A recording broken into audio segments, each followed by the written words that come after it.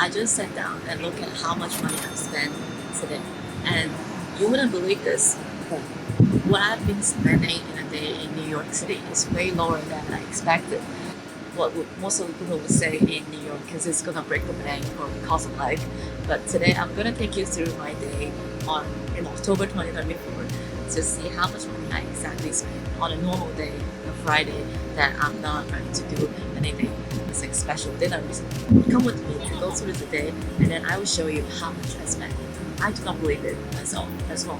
There's timestamp below, and you can see I will break down my costs starting from the morning and all the way to the evening. And also I will talk to you about how much money I spend on food, on transportation, and on other essential activities. And if you stick to the very end, I will also share with you some top secret free spots and activities that you can do to get the most out of New York. Are you ready? Let's go. So today in total I've spent around $70.85. I do not believe this too because I'm now staying in New Jersey. So I was taking the NJ path, the New Jersey path to World Trade Center, and then all the way I came to this WeWork working space in Midtown Manhattan. And it's actually on 6th Avenue. So it took me around like 1 hour, and then the total expense I spent in the morning for the path and the subway. The path cost me $2.5. The subway itself, each ride is $2.9. And in the evening, I'm going to do the same thing, go back again. So that will cost me around, I think, $10 there. So $10 for the transportation for the entire day. There's another way you can save more money. For example, you can buy a weekly pass, or you solely work all of your activities. It requires you to take a look at the subway. But I've been here for 2 weeks. I came here from the New York Climate Week.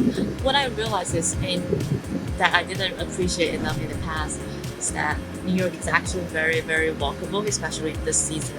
You can walk like any 20-30 minutes. Walking is not that tiring, and you can easily just get to where you are within the city. So it really depends on you whether you take a look at the subway and whether you want to take up that offer of $34 on the subway pass.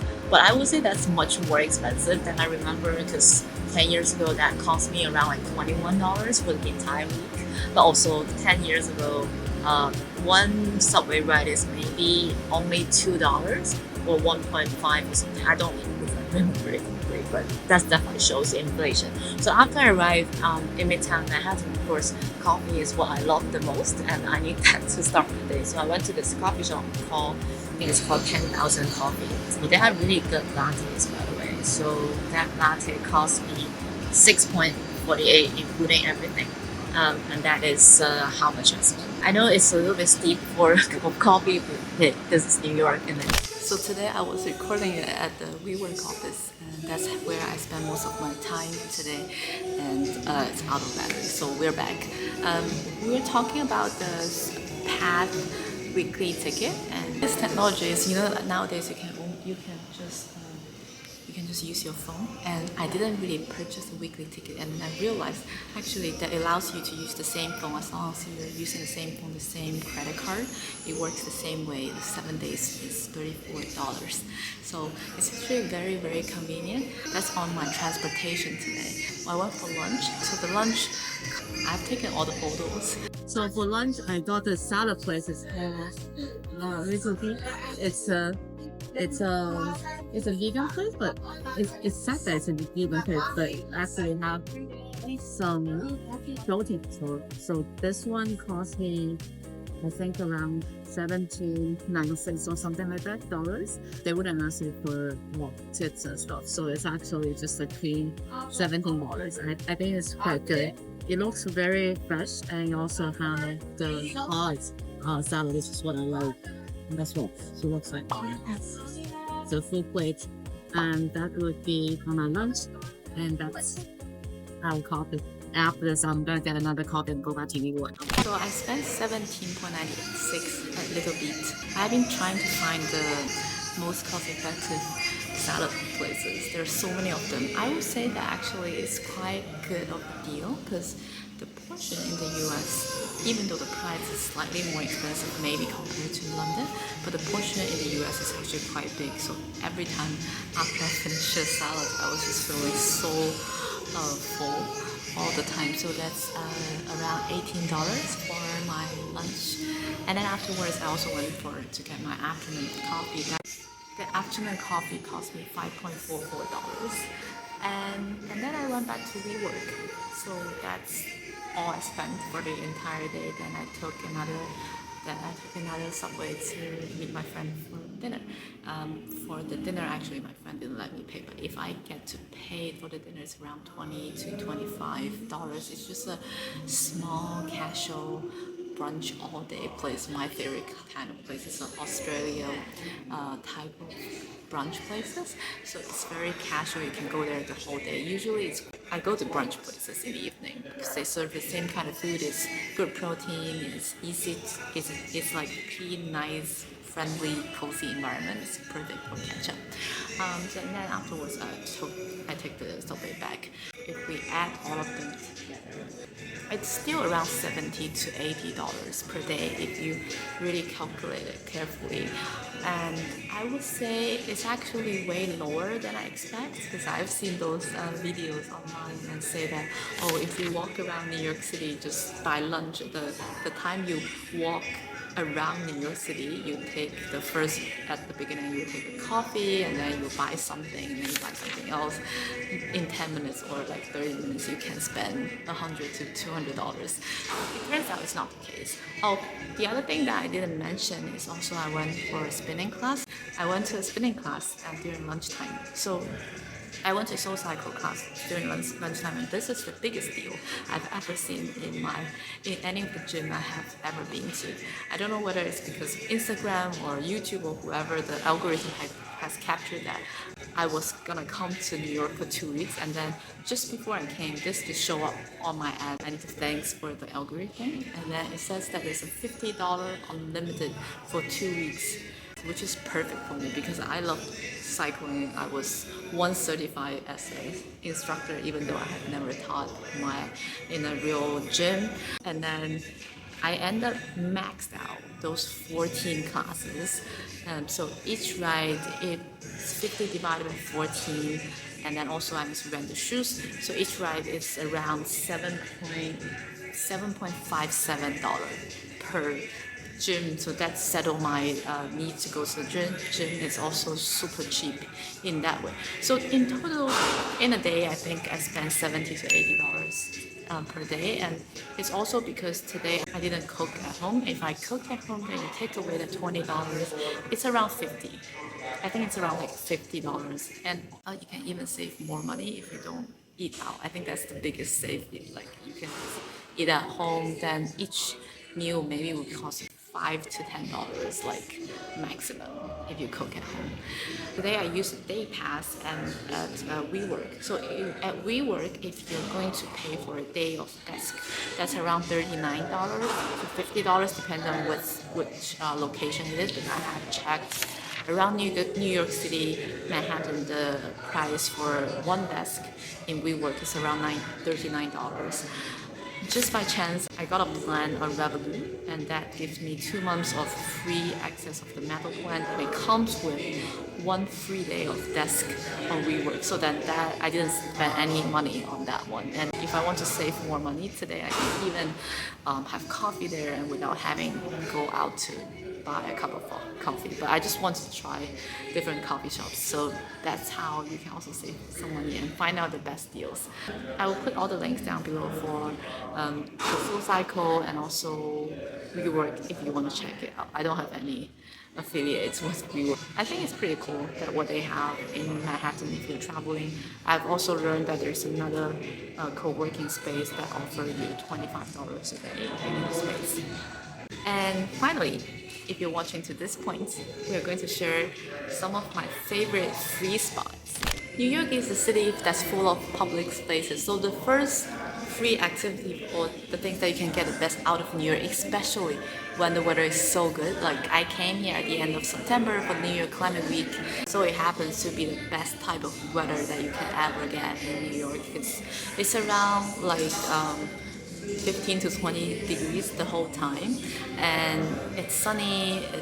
It wasn't raining that much. It was like raining for 2 days, but those days it means that you can basically take advantage of all of those public resources. Start with, I went to Little Island. So the Little Island, it's a small island. It's just literally mean little island. I think they built it in the past few years. It's just on the Hudson River in the lower side, in lower Manhattan, and it's right next to Chelsea, I think. So that was super beautiful. There's a breathtaking view of the whole financial district stuff. You can see it's like New York. The postcard frame of New York is just perfectly there. You can take a walk of Little Island. I didn't spend that much time there, but I really enjoy. It just feels like those city that's built in a video game, and everyone is enjoying their time. It's like a model space. And then there's always Bryant Park. I love being in Bryant Park. There's always a lot of activities there. You can see people there enjoying themselves. The other day I bumped into, there's a whole group of people doing yoga there, and also during the climate week there's some exhibitions, and there's always a lot of like free seats, like public seating that you can just take a rest in the middle of the day. Around Bryant Park there's a lot of good cafes and restaurants, or even fast food, healthy food restaurants. You can just buy those and sit at Bryant Park. During peak hours, maybe it's a little bit more difficult to find a table. I think it's because it's very big, so there's a lot of space for everyone, and people are just doing their own thing. And that was the Central Park is a big part in Manhattan, which you kind of couldn't imagine they would let such a big space in the city, in the central part of the city. So I do love Central Park. I think it makes Manhattan very beautiful. There's also the High Line. The High Line is like they renovate this old trail of a train. I think that's an old trailway, and then you can walk. It connects from the lower west side all the way to the midtown. The whole walk is around like 45 to 50 minutes. Depends on how fast you walk, and there's a lot of points that you can just sit down and take a rest there. It's a perfect like an hour activity on a sunny day, on a not too hot day, to go with your friends. And if you just want to take your pace to take a look at the west side, the lower to mid west side of the city, that's a perfect way to do that. And then the second part, museums. There's a lot of museums in New York City. Most of them back in the days, I think they don't really take. I think the Metropolitan Museum is one of my favorite, and back in the days they take like donation type of tickets. Yeah, so those are not free. It's around $30 if you want to buy the tickets. But in the past, I remember there's 10 years ago there's a like donation based fee that you can pay. But there is a very good museum. It's a Museum of Modern Art. It's in Midtown East. So if you're a resident of New York, you might not need to tell you this, but every Friday from 4 p.m. to 8 p.m., MoMA is doing some collaboration with Uniqlo, and that's free for you to enter. I remember 10 years ago when I was an intern doing my internship in the city, sometimes on Friday we actually would go there and queue and wait for the free entrance because it's free. So sometimes it's a lot of people, but it depends on how much you love arts, and you can always take a weekend that you're not too busy to go there just to enjoy a little bit of before dinner artsy activity. Finally, it's actually not something, I don't know whether that's permanent, but yesterday I bumped into this shop. It's called the Strangers Project. It's a pop-up shop in in the Oculus, which is right next to World Trade Center. When you're going into the path, or it's like a big subway station, you can definitely take a few steps to find that project. It's a project, I think there's the founder of the project, he has been wondering what it feels like to be me. And then he has also been wondering like what is other people's story, what's your story. It's a really good space, and it's donation based. The space is free and it takes donation free. I was there for like 10-20 minutes. I was completely absorbed into that environment and totally forgot about time. It's set in such a great and cozy environment, and the background music and everything is just perfect. I was completely absorbed into other people's story, and all of those stories are so moving, and I almost teared up at the end. I forgot to mention, there's another thing, it's the New York Public Library. You can always go to New York Public Library. It's free for everyone. If you are tired in the middle of the day, you can just go check out if there's any New York Public Library, especially in Midtown. I feel like sometimes it's very difficult to find a quiet space for you to just zone out a little bit and escape the hustling and bustling of the city. And they have, I found several of them just in Midtown Manhattan, near the Bryant Park, near MoMA, and it's a very good space for you to just reset and refresh yourself before you go out there again. Even if it's just 10-15 minutes, I think it's totally worth it. It is possible to spend less than $75. I didn't try too hard to save every single dollar. It's just a normal day that you have a little bit of fun with your friends, spend a little bit of time to go to the gym, take care of yourself, also get some work done, and enjoy the best out of New York. If you're watching until this point, and if you're a resident of New York and you're a fan of New York City, leave a comment down below and tell me what is your favorite free spot and the way to get the most out of every single experience by spending the least amount of money, but get the most cost-effective way to get the most out of this big, vibrant, amazing city. I hope you enjoyed this video. If you haven't subscribed, please hit the subscribe button. If you like this video, share with your friends and family. It really helps the channel a lot, and I really appreciate your views all the time. And don't forget to leave a message if you want to see any other videos similar to this one, some other ideas or questions about different cities. I'll see you very soon. Bye.